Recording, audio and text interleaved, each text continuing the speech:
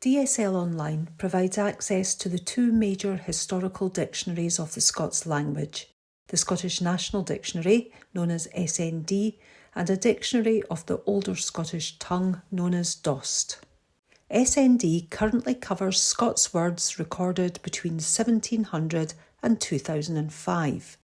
It includes words that are unique to Scots and words that are shared with English but have unique Scots meanings, spellings or pronunciations.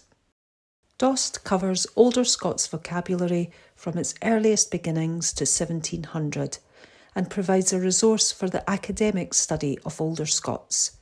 It preserves fine distinctions between word forms and may present these as more than one entry. You can choose to limit your search to just one of the two dictionaries.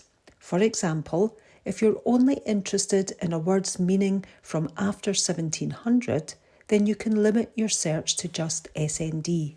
If you choose to search both dictionaries, select both for your search. Results from SND and DOST will be shown separately. They are presented side by side on desktop and with SND above DOST on mobile devices. You may need to scroll down to see results from DOST. There are no links between equivalent entries in the two dictionaries because they were produced independently. You can learn more about each dictionary by consulting our publications.